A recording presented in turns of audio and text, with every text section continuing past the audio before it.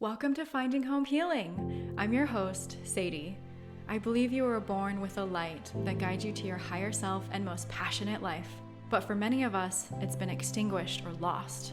My mission is to help you find your way back home to that light so that you can love deeper, live in your power, and truly thrive. For those lost or lonely souls, welcome home. Welcome, everybody, to Finding Home Healing. Today we have Dr. Jordan Valdez. We have known each other. We've been friends. We've worked together before for many, many years.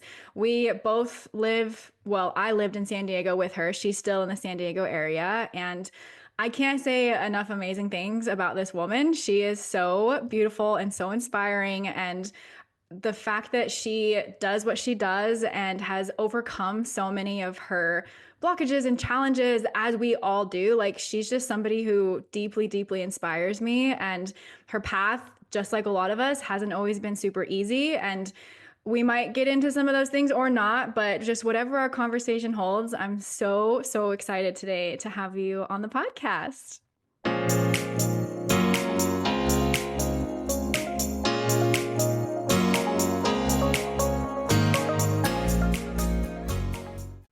Thank you so much, Sadie. That's so sweet. And I feel the same way about you. I feel like we just connected as soon as we met. We have so many things in common, and especially both being HSPs. So, Yes. Yeah, yeah. so for those of you who don't know, which hopefully if you're listening, you've listened to some of my other episodes, HSPs, highly sensitive people, we are such a wonderful breed of humans that have a lot of commonalities alike. We sometimes bond with each other a lot easier and quicker. And I feel like that was me and Jordan's experience, that when we first met each other, it was like, oh, you're like me and I'm like you. Like, we're kind of the same here. And it was just a really beautiful, like, soul connection, I guess. That's how my experience was of it. And I originally met her through my sister because they've gotten the same background, the doctoral degree, naturopathic medicine. And I'm very interested and curious to learn more about your background in naturopathic medicine and what brought you to it and why it's such a big passion for you. I know that you do women's health and work with hormones and all of that. So we might get into that as well. We have so many eclectic similarities and things that we're interested in, like healing and the universe and all of that. So I think that our connection is just really special. And I'm really excited to have people be introduced to you today. Yeah, well, thank you. And I'm really excited to be here as well. Yeah, I met Sadie when I was still a naturopathic medical student at Bastyr University in San Diego. And we had met, my boyfriend and I, who's also a naturopathic doctor and was in the same year as me in medical school. We had met Leah, which is Sadie's sister, who's a naturopathic doctor, as she mentioned. And Sadie came over one night. We were all hanging out and just got on one of her rolls and talking about spirituality and all the things really out there. And I just had goosebumps the whole time. And I was like, oh my gosh, like, I need to talk more to you. I need to work with you. She was offering her healing sessions at the time. And so I pretty much booked like immediately after that. And yeah, I went through a series of sessions with Sadie, and it was truly life-changing. It was really, really, really amazing. It's really powerful, meaningful, deep work that you do, and it's so needed. And I have a friend who also did sessions with you and said the same thing. So yeah, so grateful to you for that. Especially at that time, I really needed something like that. It was basically my first ever like healing sessions of, officially professionally. I never really saw like therapists or anything like that. So yeah, that was really good, especially for being in medical school and, on my journey to become a doctor. So, Ugh, but yeah, my story, becoming a naturopathic doctor, let's see, where do I start? I know sometimes Um, it's hard to like dig in because there's so many facets, and being HSPs, we just want to get into the nitty gritty details. yeah, I guess I'll just start with I went through a really hard time in my teens. Um, I'd say even like it started kind of preteen years and then especially those young teen years. And then it just really hit rock bottom when I was 17. And so I was really going through it through those years. And I would say, just big picture wise, the biggest thing was I was just so out of touch with myself, my body. And I think that was my initial draw towards health related things. And it was kind of started with fitness. I was starting to work out a lot. I struggled with an eating disorder as well before this. So, the thoughts were already there, but it kind of shifted from fitness and personal training and dieting to nutrition and really wanting to learn more and understand the body more. And I was asking like the personal trainer questions, that were a little deeper than they usually give. And I was looking for more answers and they weren't able to give me those. And so that's when I was like, okay, I started searching for, I guess, educational routes. And when I discovered nutrition as a degree, I was like, oh my gosh, this is so cool. Like I had no idea you could study that. Um, but anyways, so yeah, I kind of had that draw to just dive deeper into the body. I think as a way to looking back, I think to connect back with myself and with my body. Mhm. Um, and so and also my dad was into health as well. He, was juicing a lot while we were in high school, making green juices and trying all these different nutrition things, very active in the gym, things like that. And my grandma also had a lot of naturopathic ways about her without she didn't even know what that means, but she Yeah. was very much like that, drinking teas and using essential oils, and she was a plant lady and all the things. So that was kind of, I think I had like a natural awareness about natural things, natural medicine, natural ways of being. So Mhm. I started with nutrition. I got my undergrad in nutrition, and along the way, I discovered dietetics, and I was like, "Oh, like dietitian, that's so cool! I want to do that." And so that was a way for me to apply the nutrition knowledge. So I went that route. I did my dietetic internship.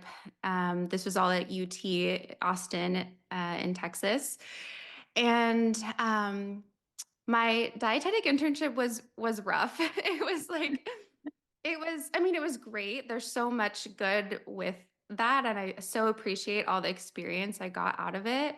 Lots of clinical, which I think is so cool and so great, but I didn't expect what I was the heaviness of being in the conventional setting, especially the hospitals.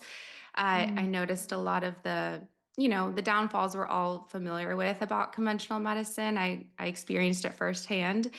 And so I was really like, whoa, even more wanting to go the other way. I had already joined a group called Dietitians in Integrative and Functional Medicine and was just really like actively searching for more of that. And so it was somewhere around this time that we did a family trip to New York, and one of my dad's old business partners we met with and had lunch, and he was like, I'm seeing this naturopathic doctor and he's amazing, and told us about all these amazing things that he had done for him. And we didn't even know what a naturopathic doctor was, but we all booked sessions. So all being me, my dad, and my sister. And I actually sat in with their consults too. And I was just so blown away. Like, I can't even tell you. I mean, and this doctor is like, he's still one of my all-time biggest mentors. His name is Dr. Jim Saeed. And he is just one of the old-time naturopathic, like the real naturopathic, medicine Yeah. doctors. And he's just incredible. He has such a way of speaking to patients and really explaining things from, I like to say, from mechanism to manifestation. And so he just went through everything. We did lab testing. We really understood what was going on. We were introduced to all these new concepts. And I was like, this is it. I need more of this. I need to talk Yeah. more to him. And so I actually ended up going to shadow him at his practice. And I was there for maybe like 2 weeks, and he was just book solid, no social media, no advertising. It's just all, word of mouth. He's just so good. And that was such a good experience. And while I was there, I met another student who was shadowing him for a little bit, and he was a Bastyr student.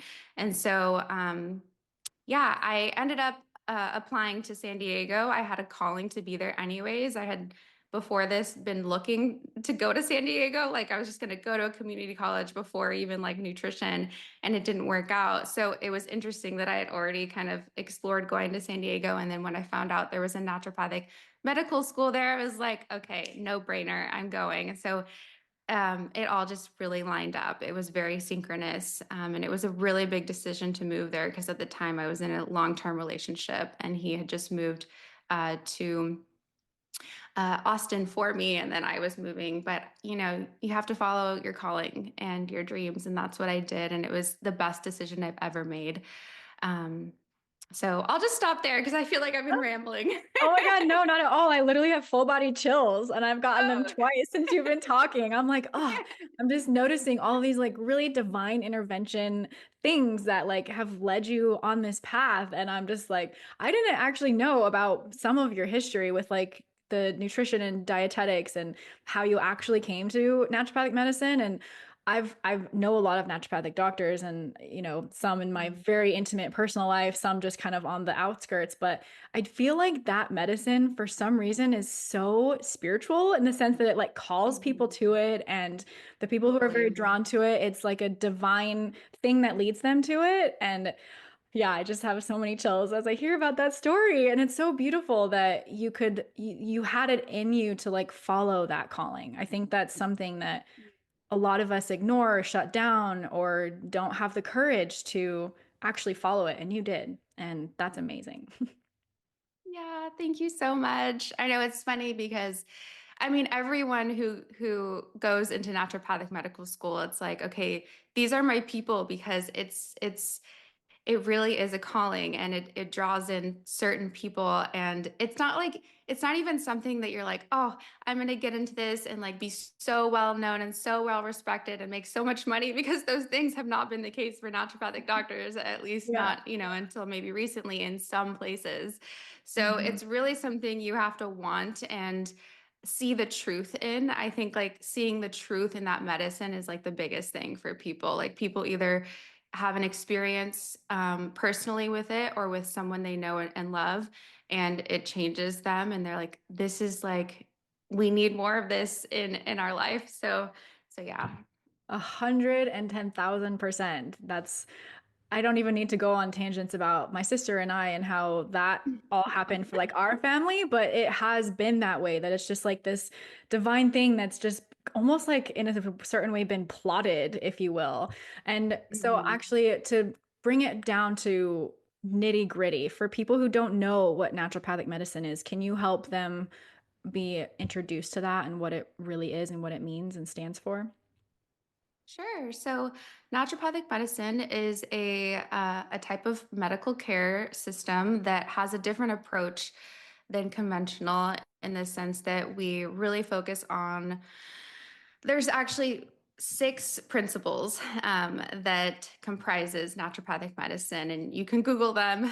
But I'd say the gist of it is that we really focus on the root cause. So, what is it? What is the factor underneath it all that's really causing whatever it is that you're going through, instead of just conventionally suppressing the symptoms. Wow. And I say with caution anytime I compare naturopathic medicine to conventional medicine, because I never want to put conventional medicine down. I believe in both medicines; they have their time and Right. place. But traditionally, that's what, that's one of the downfalls, is they're often suppressing a lot of the symptoms versus looking deeper into those root causes. There's a lot of education, so really helping patients understand what's going on, and teaching them how they can support themselves to live healthier lives.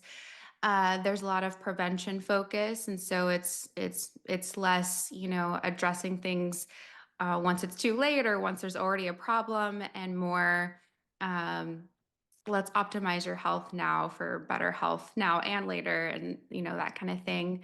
Mhm. um, yeah, there's so many more principles, but and then obviously more natural medicine. So using the least invasive approaches to medicine, I'd say. So Mhm. we do a lot of nutrition and lifestyle. We do a lot of herbs and botanicals.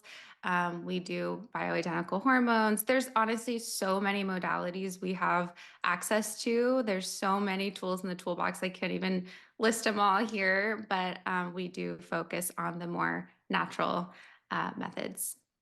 I love that. And I think that like using nature in a directed and focused way and how you guys are trained. I mean, obviously I know a lot about it, but for people who are listening, they don't necessarily know how you're trained. It's like these doctors are trained almost more intensively than like regular medical doctors because medical doctors get a lot of education around pharmaceuticals and around like you said, how to pinpoint symptoms, how to diagnose them, and then what pharmaceutical treats it. Whereas you, naturopathic doctors, look at the whole body, all of the systems, and how they all work together, that it's all this beautiful orchestration. And if something's going wrong, it's almost like there's an instrument that's out of tune, and you have to go find what that is and why it is that way in the body. And it's just such a holistic, I know that word gets thrown around a lot, but it really is more holistic viewpoint and perspective on health and medicine and the body, which is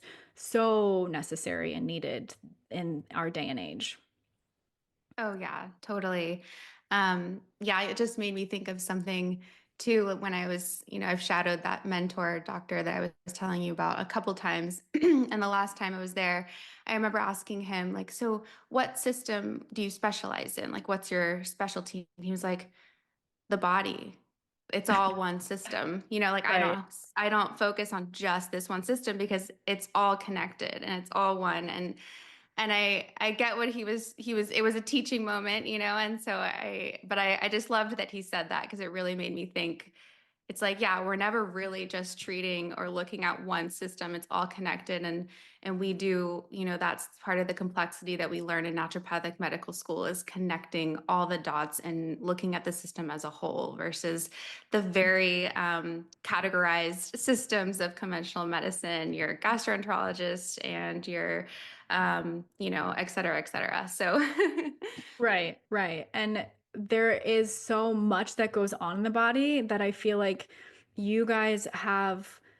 I mean, I remember like when my sister was going through it, like you studied all the time. And the thing about naturopathic doctors, at least in my experience, and knowing you and Dan and everybody, there's such a passion there. There's like we talked about earlier, there's a calling, there's a passion. It's literally what your soul feels called to do. So it's Mhm. not just a job, it's not just a paycheck, it's not something that you're just doing because of an ego thing. It's like, no, this is deeply embedded into who I am as a person that I want to help people and actually get to the root of what's going on and solve that for them, Yeah, totally. which is Agreed. really, really amazing. So, you specifically have been seeing patients, and what kind of patients typically come to you, and how are you helping them with naturopathic medicine? Yeah, so I've now focused on women's health and hormones. That's my thing, and it really always was. But when I was in medical school, I was kind of like, oh, I'm going to be open. I just want to, dabble in all the areas and see where it takes me. And I really did try, but it's just women's health. Like it Yeah. always comes down to that for me. Um, and so that's what I focus on in my own practice. Um, and what was your other question with that? Just what are you typically seeing with patients like that? Are Oh there certain yeah. conditions that you're treating? Like how are you using naturopathic medicine to help these patients? Totally. So with women's health and hormones, that is a, very wide range of things. And I do see that full range of things right now. I haven't niched down into anything super, super specific. But it really comes down to like menstrual cycles, fertility, and menopause. Those are like the three main combinations or populations. And so it looks like irregular menstrual cycles, maybe gynecological conditions like endometriosis or PCOS. For fertility, it's mostly preconception care, so really preparing the body for to optimize fertility, and then also postpartum care, looking at rebalancing hormones, dealing with any residual symptoms after giving birth. And then for menopause, I'm often seeing women in their perimenopausal years because that's when they're like, things are changing. What's going on? I need help. And Yeah. so, and then I also do hormone replacement therapy for menopausal women around those years. I see a lot of thyroid as well, particularly hypothyroidism, including Hashimoto's, and a lot of gut health, a lot of gastrointestinal, like SIBO, just general using the comprehensive stool analysis, which always reveals a ton of things and everyone really, no matter how healthy you are. So it's a wonderful test. So yeah, that's just a little overview of kind of what I'm seeing in practice. Okay, gotcha. So it's interesting that, I mean, there might be some people that are listening that are like tuned into that, but the gut is a really big factor in our hormones and in our health. And so even though you're focusing on women's hormones, because you have this naturopathic perspective of the whole body, like you're also focusing on the gut, what are you doing for people that have a combination of those things going on, like hormonal Yeah. situations and gut stuff? So there's kind of two sides to that because there's people who come in with a gut issue or gut symptoms. And so we're really focused on treating that gut picture. And then there's people, anyone with any type of hormone issue or imbalance. And then gut is always a part of that treatment. Hormones Ah, are like up here, they're like the top of the pyramid. It's really everything underneath that we're working on and addressing to influence the top of the pyramid. You know what I mean? Like that's the gotcha. higher tier. And then underneath, we have like the nutrition, the lifestyle, like all of those foundational things, and then therapies we can use. But it's not like we're directly targeting the top of the pyramid. It's always working on the underneath stuff, unless we're doing like bioidentical hormones, things like that. Right. Um, so with the gut, um, let's see. How do you want me to go into that? Is there a dysbiosis of bacteria? Is there this condition that has been a buzzword lately, in the last 20 years of called leaky gut? Or is there just like so many different conditions that are impacting the gut? Or like how would somebody know that they have a gut problem and that they would need to get help for it, that it might be Okay. impacting hormones? So looking back at those two aspects, if someone came to me with gut issues, then we're obviously diving deeper into that. And one of the tests that I really, really love that is not offered in conventional medicine is a comprehensive stool analysis. It is the most comprehensive view of what's going on inside your gut that there is, as far as I know of. It's a test where you do have to take a sample of stool, and it looks at all aspects of gut health and function. So it breaks down your microbiome, looking at the good and bad bacteria, which influences everything essentially health wise, so many things it's connected to and impacts our systems either directly or indirectly, locally in the gut and systemically throughout the body. It looks at infections to see if you have any bacterial, viral, parasitic, fungal infections. Um, it looks at digestive health markers, so how well you're breaking down food, if you have any blood in the stool, if there's inflammation, how your immune system, how strong is your immune system in the gut, which is a primary area of our immune system or the primary areas of our immune system. So the list goes on with all the things that it tests. So it's just a really phenomenal way of assessing what's going on, and then we can target treatment based off of those results. Um, and then with the hormone picture, with like I said, GI issues, if there is any, if there's any type of dysbiosis going on or leaky gut is another thing that's on there. Um, all of that is contributing to that hormone balance. So for example, if there's dysbiosis, there's something being released from those bad bacteria called beta glucuronidase. And if that's high, it can actually interfere with your ability to eliminate estrogen. And so it can contribute to things like estrogen dominance, or basically having estrogen that's too high relative to progesterone. Which can, contribute to symptoms like PMS and heavy periods and things like that. So that's one way. Also with leaky gut. Leaky gut is technically the term is intestinal permeability. It's a loosening of those cells that make up the gut lining. And if they're too loose, they're letting things in that shouldn't be let in, and therefore activating your body's immune system and causing inflammation. And so it's very much tied to body-wide inflammation and autoimmunity, things like that.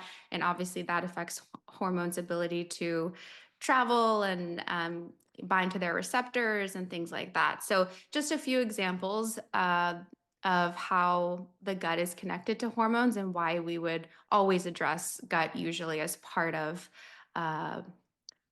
addressing the hormone picture. Gotcha. Oh, you're such a plethora of fun information. There's like It's, so much more. It's so hard to like I know, just, condense you it. know, like Yeah. only talk about a few things.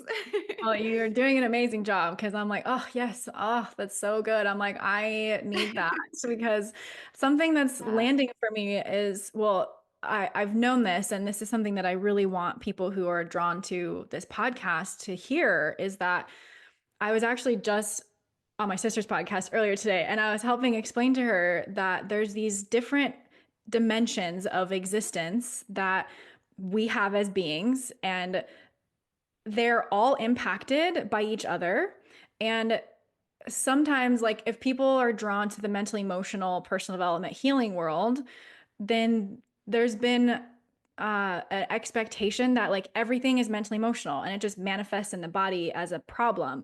But I am of the mind that these different discs of spiritual, energetic, mental, emotional, physical are all somewhat separate aspects of our beingness, and different injuries can happen on different levels of our beingness. So injuries that happen Mhm. at the physical level are not mentally emotionally rooted, and injuries that happen at the mental emotional level will still impact the physical body, but they're rooted up there. And a lot of things that I feel like naturopathic medicine can help are the injuries that are happening on the physical level. It's not something necessarily that a mental emotional root cause was because of, like having bad bacteria in your gut. Even though there's an argument that like, well, maybe there's a mental emotional spiritual energetic purpose or reason for that or whatever, it's like, no, in the physical world you have bad bacteria in your gut. And that's what I would Mhm. consider like an injury to your wellness, and that needs to be addressed at the physical level with herbs or with other things, which we can talk about, like how you would go about treating something like that. But I'm essentially trying to connect the dots for people that it doesn't matter. Well, how do I want to say it? It's not that it doesn't matter, but injuries can happen at each one of these layers. If you're not addressing, this is, I think, what I'm trying to say. If you're not addressing the physical layer and the injuries going on there, like your hormones being disrupted and the things that are impacting your gut and that impacting your whole body system, which will impact your mental emotional world, then you're not ever going to make the progress that you need to make. Essentially, healing Mhm. is this entire world of addressing all these different layers, not just one or the other. Is that making sense? Yeah, yeah, and I totally see where you're coming from with that. And I think it's all connected. And I think you're trying to direct people towards making sure that they're addressing that physical aspect, regardless maybe of what the mental emotional picture is or has been. But I mean, even there is so much connection there, which I know you already know, but we, with any type of trauma, emotional, all those things, they absolutely are connected and contribute to the physical manifestations, especially over time.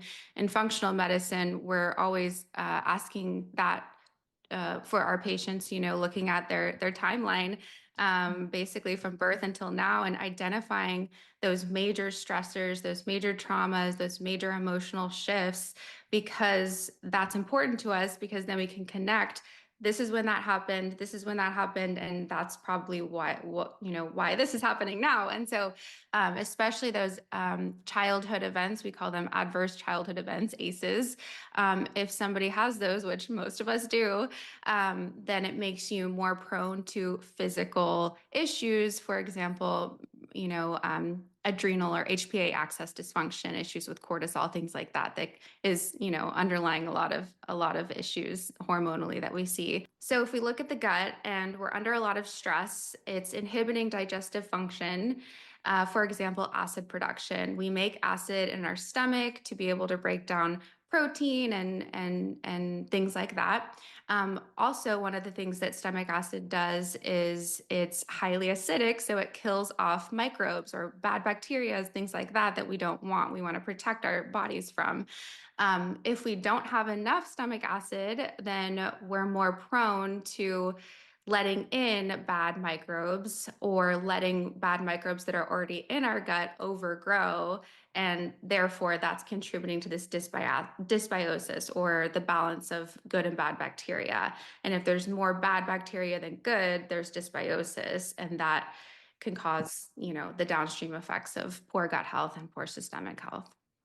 Oh my gosh. Okay. You're blowing my mind right now because I've never had this explained with all of my like experience and people that I know and have been very close with in naturopathic medicine. I've never heard it explained that way before. Like literally, I'm like, oh my God, this is so making so much sense to me because I am somebody who has a lot of cortisol.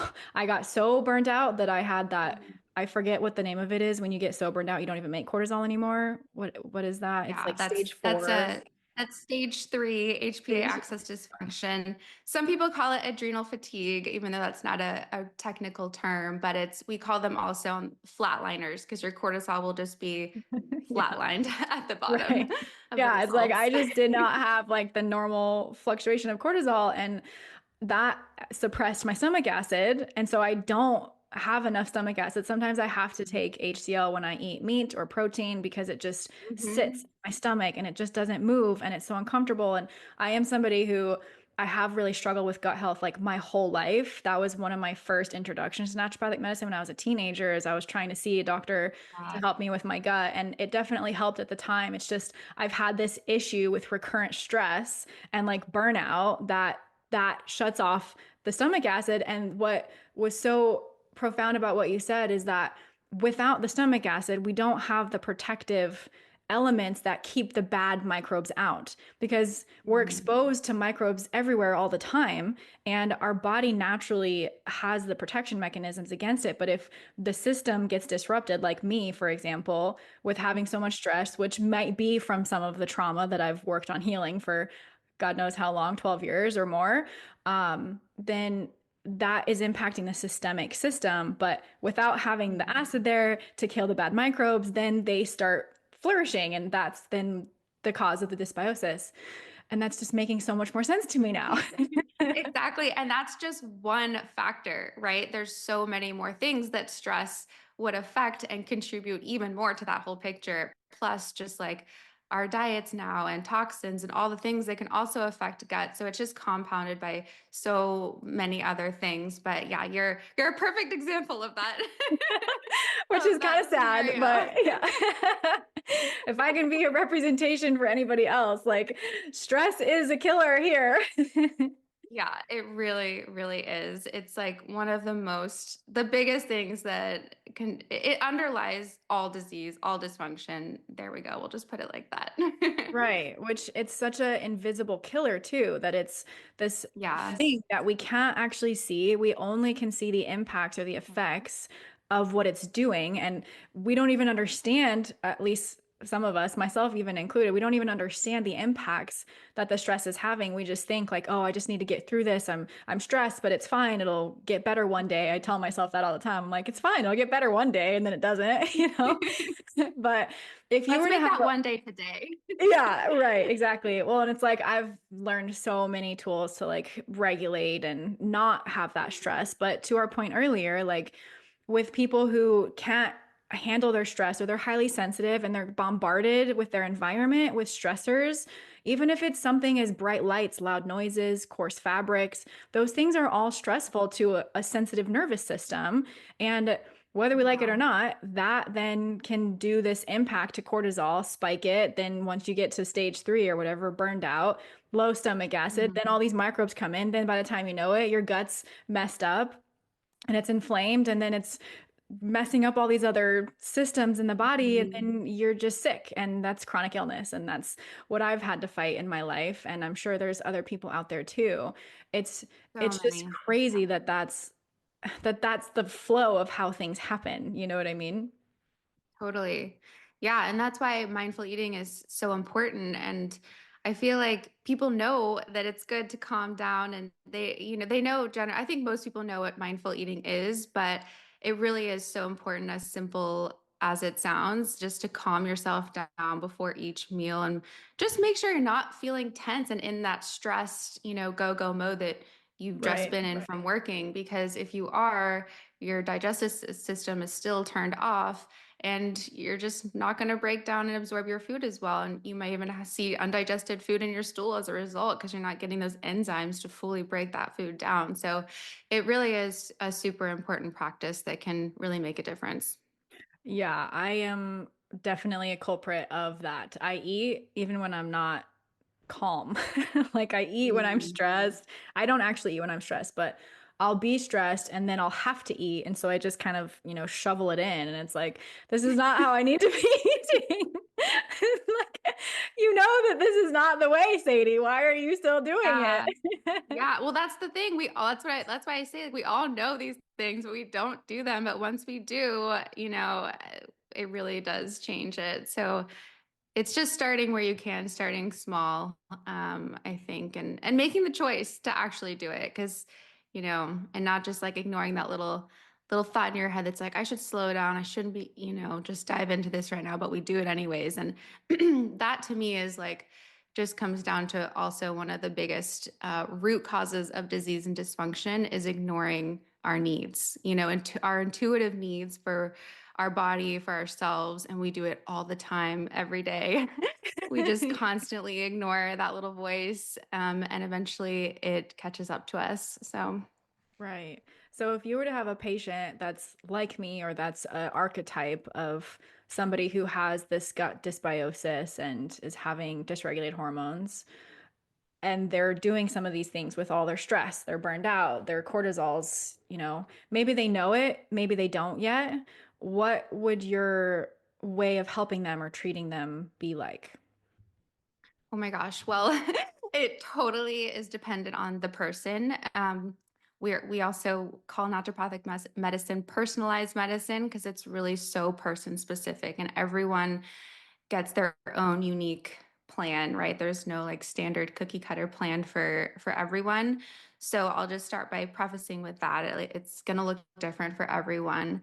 But I'll just take you through kind of what a general flow would look like. So what we do is we start with an initial consultation. And in that, we dive really deep into the medical history. So this is where I get more information about what brings them in, the details. I go look at their history, their medical history, their personal timeline, try to connect the dots, etc. And so I'm just really trying to gather all the information to get a good picture, fill in the gaps of what's going on. And then I have a better idea of what I think the root causes could be. And based on that, we're looking at what lab tests to order, if any are indicated. And usually that's comprehensive blood work, which just shows us an overview of all the systems essentially. And then usually also a stool analysis, because it's just honestly indicated in everyone, but especially people with that history of chronic stress and or any GI issues, which are Mhm. very, very common. So that's what that would look like. At the next session, we do a lab review and break down those results very thoroughly, discuss each of them, and explain what the underlying causes are that we can see from lab testing. And that that gives me very specific information about what's going on so that I can tailor the treatment based on all of that. And Mhm. so with the gut and treating the gut, usually it looks like phases because there's different components of the gut that need to be treated, and if we were to do it all at once, it's just a lot. And Right. so usually it looks like, for certain patients, if they're sensitive, they have a lot going on. Um, we may start with a prep phase that just we're addressing foundational things. We're just getting them back into the basics of how to take care of their gut with nutrition and lifestyle, things like that. If they have anything we need to kill off, like H. pylori or a parasite, whatever it is, then we do an antimicrobial or kill phase.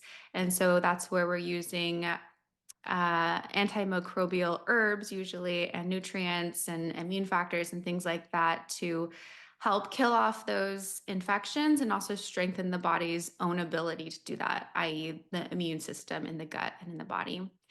And then after that, we're working on a phase of repair, gut healing. And so we're really, and rebalance. So we're trying to heal that gut lining, especially if there's any leaky gut, and then, you know, uh, rebalance the microbiome with the microbes that they need, the good stuff. So looking at food and supplement based probiotics.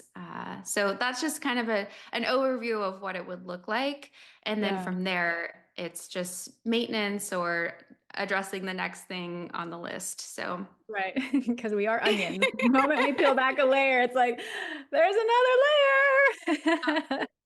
But I will say though that that's why I love starting with the gut, because when you do that, so many things improve that you may not even expect to improve, but they do. And so it crosses a lot of things off the list rather than, going after those things first because Right. the gut is so central to health.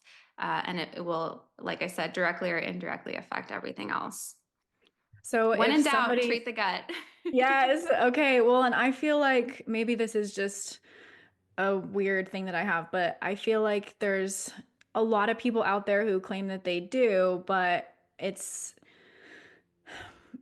a much different process when you actually go through it with somebody like you who is so caring and like detail oriented and like wants to do things methodically and step by step, not just throw a bunch at the system, but is very what's the right word for that? Just like methodical, right? Like you care so much and you know so much that when somebody can be led through that by somebody with you, then that's the best because it's not like you're just on your own to your own whims. And with that personalized care, like you said, you're not just getting a cookie cutter treatment or a plan or whatever. It's like it's so tailored to the individual, which Mhm. again is just something that I find so special about naturopathic and functional medicine. Yeah, and the testing is so great because it takes out that guesswork. It's like we could just go based off symptoms and history and see how you do. But if we do lab testing, you're potentially saving a lot of time, a lot of energy, a lot of money, Mhm. because we know exactly what's going on and we can just dive right in. So, Right, right. And okay, so there's two things that's on my mind. One, you had mentioned that you would want to start people with like foundational lifestyle and nutrition type of things. If somebody were to be overly stressed, like sometimes I am, what are some of the lifestyle suggestions that you would want to give them? yeah. So, for digestive health, I'd say the mindful eating, as I mentioned, is a really big one, which it sounds like I could improve. you need. Yeah. Gotta stop shoveling it in. Um, and then I'd say I actually have this is part of my gut program. I give you like the foundations. And so you're able to click on each one and read about it and see, but I'll give you like two or three. Yeah. So that's one. I'd say another one is that's becoming more and more common now is not drinking any fluid with your meals. Particularly like a lot of fluid, small sips of water is going to be fine. But if you're always drinking like a tall glass of water or a sparkling drink or whatever it is, that's diluting your digestive juices, right? Your acid, your stomach acid, your pancreatic enzymes, and potentially making those enzymes less effective at doing their job. And so that's another thing. Also, with mindful eating, part of that is taking enough time to chew your food really thoroughly. I think there's some sources that say like 30 chews per bite, which honestly is a lot. I That's don't think so anyone much. can do that. I don't know if I could I do heard that. that's like that doesn't even sound very enjoyable. So I think I heard somebody recommend doing chewing until you get into a smoothie like consistency, which I think is, a better way of thinking about it. But Right. basically, just eating slow enough, then you'll chew more slowly. And then that's the first part of digestion. So you're helping with that breakdown. And then I'd say fiber. So fiber is another really big foundational one that pretty much all of us know about, but we are definitely not doing. And it's really interesting. The stats nowadays with how much fiber we're getting is like essentially nothing. The like standard guideline is to eat at least about 30 grams per day, and most of us are definitely not even getting that. But if you look at like indigenous cultures or even like back in the day before our current food systems, we were eating like so much significantly more fiber. Like it's like I've heard things like 100 grams to like 300 grams per day. So Wow. crazy difference between then and now. um but yeah, so I think focusing on fiber because that's basically your prebiotic, your natural prebiotic that feeds the good bacteria and crowds out the bad. Mm. So fruits, vegetables, all the plant foods, basically whole Okay. plant foods. Yeah. Um, and Even then even I leafy greens? Oh yeah, definitely leafy greens. Okay. Yeah, that's like roughage, which is definitely the kind of Okay. fiber Mm. that helps as well. And then with that too, fermented foods can be thrown in there. That's kind of like the natural probiotic, the food-based probiotic that has the natural microorganisms that inoculate the Hmm. microbiome. Okay. And then I'll give like one last little really helpful tip is herbal. So, have you heard of bitters? Herbal Yeah. bitters? Yes. I don't think that That's a one lot of of my, people might though, so we can explain it to them. yeah, that's one of my absolute favorite uh, tips for maintaining digestion and just overall digestive function and digestive health. So bitters are herbs that have a bitter flavor. Bitter is one of our taste buds, and it's hardly tasted in our standard American diet because it doesn't taste very good. So we're covering it up a lot with sugar and salt and fat and all the things. Um, but bitter actually has a really therapeutic effect. And when we taste bitters with like an herbal bitter tincture, which is usually how it comes, because you have to taste it in order for it to work. Can't just take like bitter capsules, unfortunately. Um, Once your taste buds get that bitter taste, it actually turns on digestion. It turns on those digestive processes like enzyme release, stomach acid, motility, all throughout the entire GI tract, which starts at the mouth and ends at the anus. It's like a whole, that whole pathway. And Hmm. so when you take bitters before a meal, you are turning on digestion, prepping your body to receive food and to digest it and absorb it as efficiently as possible. This is really good for people who are really stressed, like yourself, who need you basically need like a switch, to tell your Yeah. body like, okay, it's time to eat, let's turn it on, because it's not doing that without it. And so that's kind of a good one. Bitters are not for everyone, so I definitely recommend consulting your doctor first. There are certain conditions that you want to use caution with, like stomach ulcers and GERD and things like that.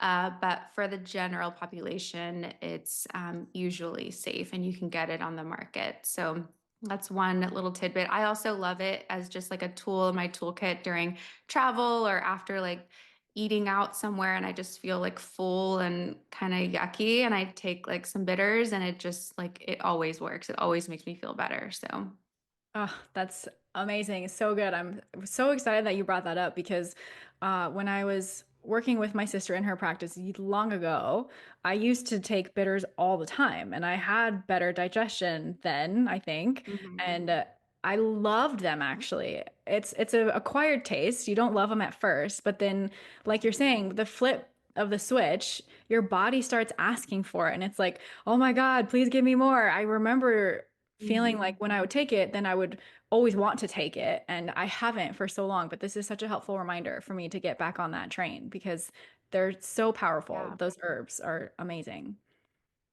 Totally. And you don't even have to do it in supplement. Like you could do it food based. Like arugula is a really, really great bitter that you could Okay. have, or a citrus peel, or, there's other things if you wanted to take a food based approach. That's amazing. I didn't know that actually, that you could, arugula is definitely bitter, but I didn't know it would be considered something bitter that you Hmm. can eat. Okay. Okay. Yeah, I Yeah. remember like I know this is kind of weird, but I live in Idaho and we have goat heads, and I have to pull the goat heads out of my yard, but the plant itself smells so good. The goat head plant I absolutely hate, and the little burrs are horrible, but the goat head plant is used as an herb in tinctures. I can't remember what actual herb it is. Um, I actually don't know that one. yeah, there's I might try to look it up because it's really, really fascinating because I grew up in Colorado with goat heads, and I literally told myself, like, why do these goat heads exist? They are terrible and they have no purpose for anything. And then when my sister learned about it, um, it was like, oh, that's why they're actually used for a Are they therapy. native there to Idaho? I don't think so. I think that they um have taken over.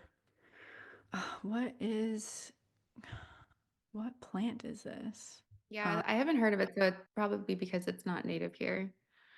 I'll have to ask my sister about it because I'm not finding a very satious answer, Is but it a bitter I or think what so. Yeah, I think that it is. If I'm not tribulus? fully, if I'm not fully mistaken, it is something bitter. I'm even gonna just text my sister right now. Hmm.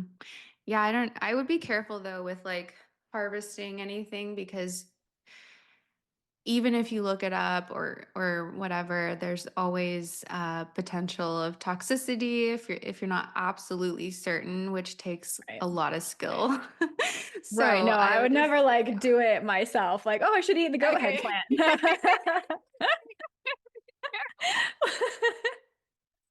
Hang on, Sadie. Wait a minute before you put stuff in your mouth. Yeah, that's hilarious. No, I I think I was just remembering it because right when I used to make tinctures for my sister's patients when we were working together, like there was Mhm. artichoke and astragalus and Yeah.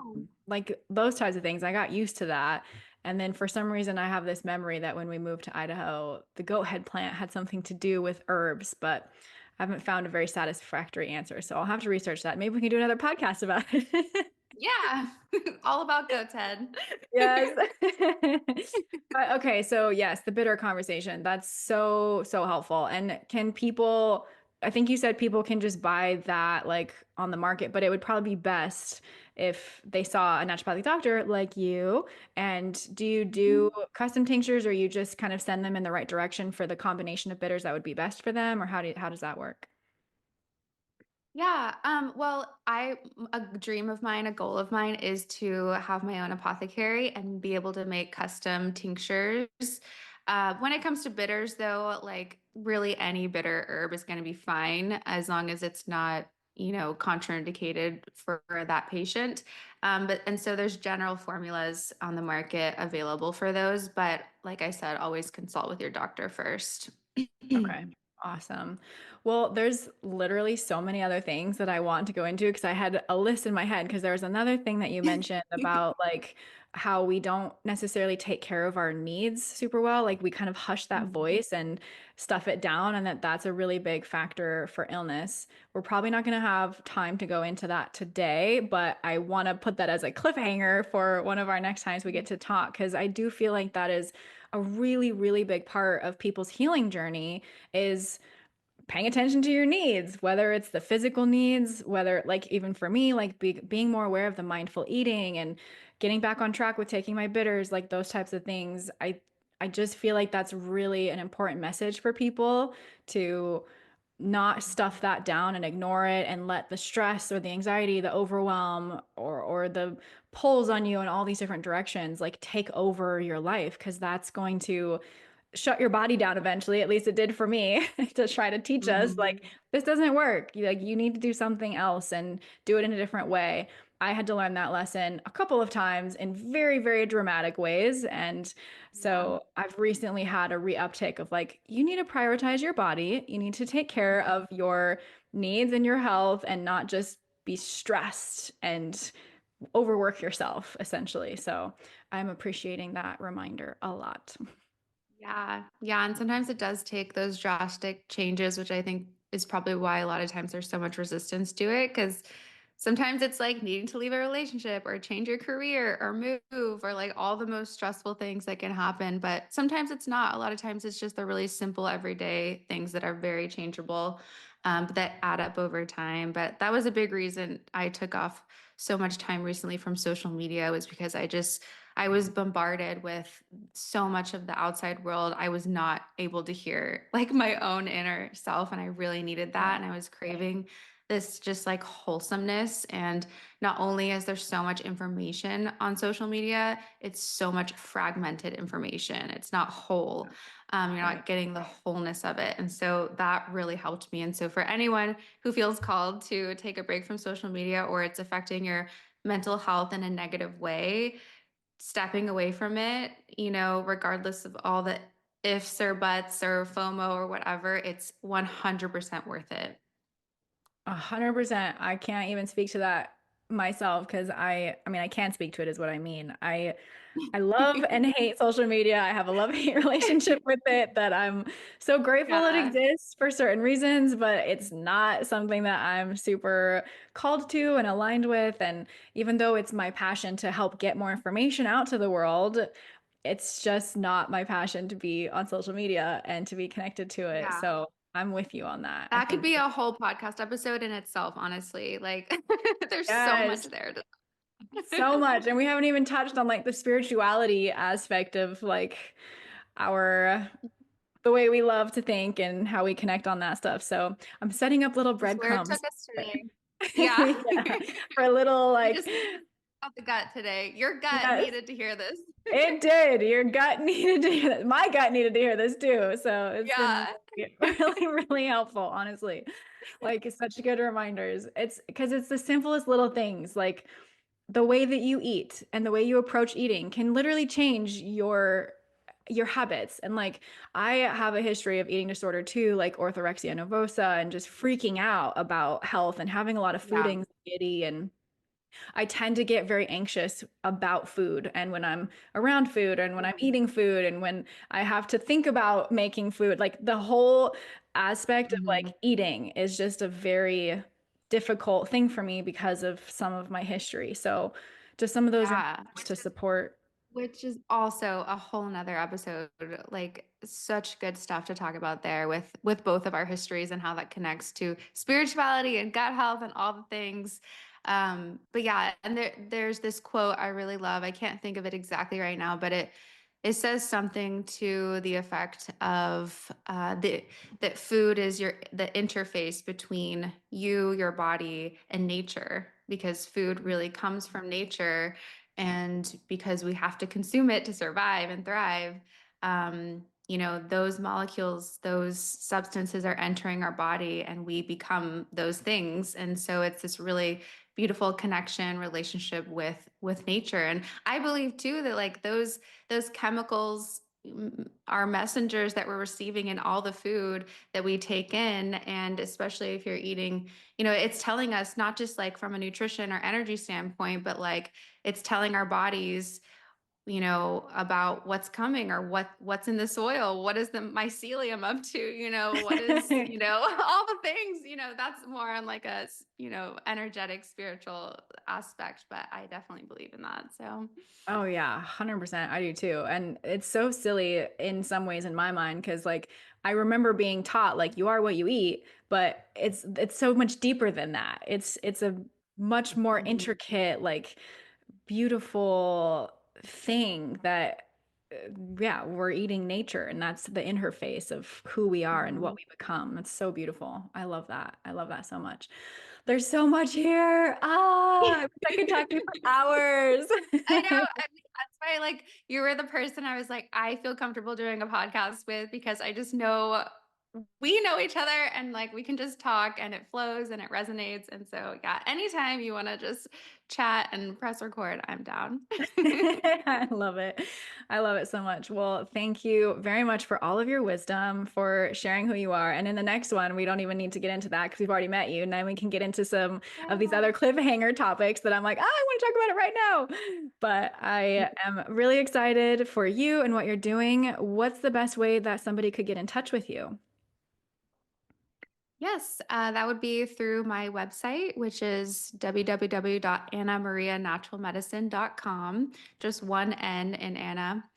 And then I also have Instagram now, very recently, which is at Anna Maria Natural Medicine, all one word. So those are the Okay. best ways to get hold of me. Anna Maria, ANNAMARIA. One N. So On it. ANAMARIA, and then natural Okay. medicine. Okay. I obviously didn't listen to when you just said it's one N.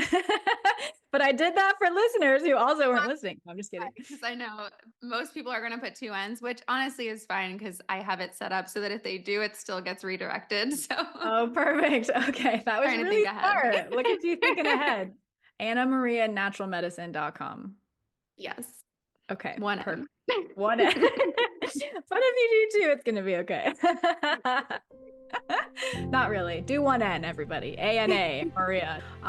Love it. Love it so much. Thank you for your presence. Thank you for your beautiful energy, for helping contribute to the healing on the planet and all the people on it. I deeply honor you and appreciate you. Thank you. Thank you so much, Sadie. And ditto with all of what you just said back to you. Yeah, thank you so much. And I love you. I love you too. If you love this episode and or maybe others that you've listened to, please leave a review wherever you're listening to this. Share it with somebody that you think it could help. That's the biggest way you can help me help even more people like us. And if you want one-on-one support, feel free to go to findinghomehealing.com and schedule an intro session with me there. Thank you so much for tuning in today, and we'll see you in the next one.